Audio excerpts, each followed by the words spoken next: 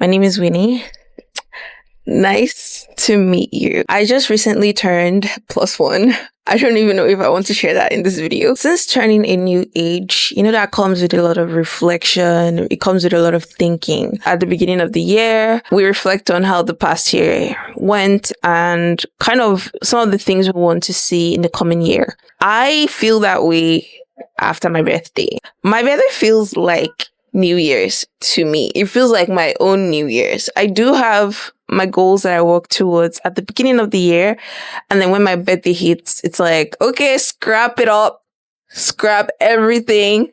We're starting again. So following my recent my recent birthday that just passed exactly 1 week ago, actually, 1 week and 1 day ago, I have been really reflective on my life in general, my goals, my hobbies, the things that make me feel creative, the things that light me up, the things that I'm passionate about, the things that I used to do that made me feel like myself, and how my life currently looks like. And how I've kind of felt like I lost my spark along the way. As you get older, you start to see that things start to stick a lot harder than they did in your younger years or as an early adult. Your bad habits really stick. They really affect your life. Your poor eating habits really stick. They really affect your life. The poor associations you have, the mistakes that you make start to have greater impact on your life, on your career, on the relationships that you have, on how you even feel about yourself. They start to stick even more. I've noticed this in my life, and I realized that a big part of this has to do with my association with people, things as well, also including the content that I consume, the places I hang out in, the job that I do. They really affect the decisions that I make, the micro decisions that I make without even knowing it. And these tiny things, these tiny associations end up creating the decisions that I make in my life. And these decisions end up sticking, and they stick harder than they would or than they did when I was much younger. It has made me not to take risks like I typically would, or like I know myself to. And it's one of those things that I really had to sit myself down and reflect on. So like I said, I just wanted this to just be like a shallow touch base with you guys. I really don't want this talk to be too deep or deeper than it needs to be. With this reflection, I am trying to be more intentional with those micro habits and those associations in my life. So the friends that I keep, I'm trying to be more intentional about it. The relationships that I have, people that I'm talking to, I'm trying to be more intentional about it.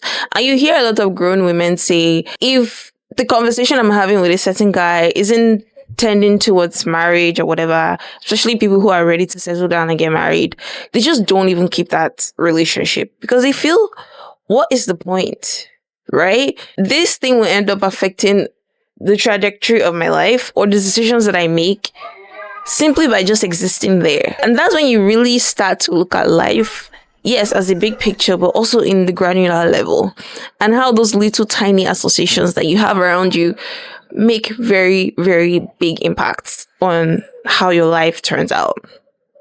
With this though, I want to incorporate one thing that I feel like would really help me improve the quality of my life. One of the things being, I'm starting to create more.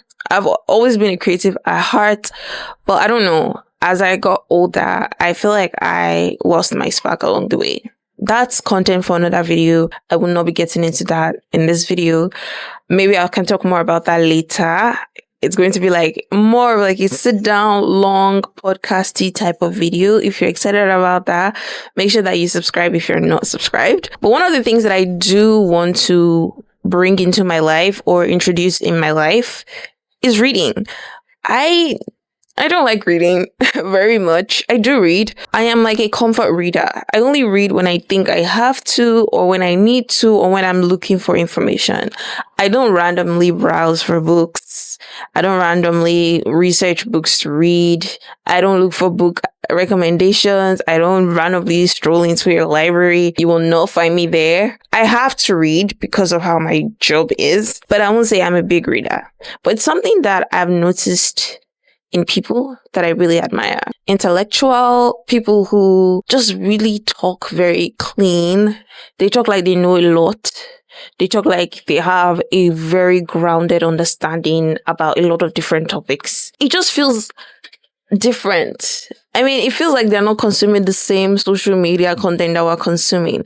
They're getting their information from someplace else. It's because we're all just starting to look the same, and we're all starting to morph into the same people because of social media. Or starting to love the same type of shoes, the same type of trends, doing the same type of hair, dressed in the same way. It's kind of rare to see someone who is unique in the way that they dress or in the way that they present themselves.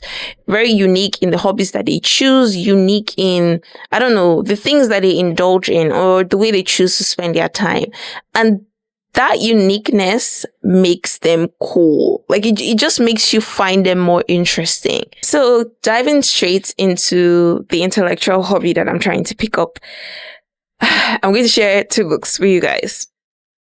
So the first book is Great Big Beautiful Life by Emily Henry. I think this book is just a light read. I've heard that Emily Henry is like a really, really cool author and a lot of people really love her books.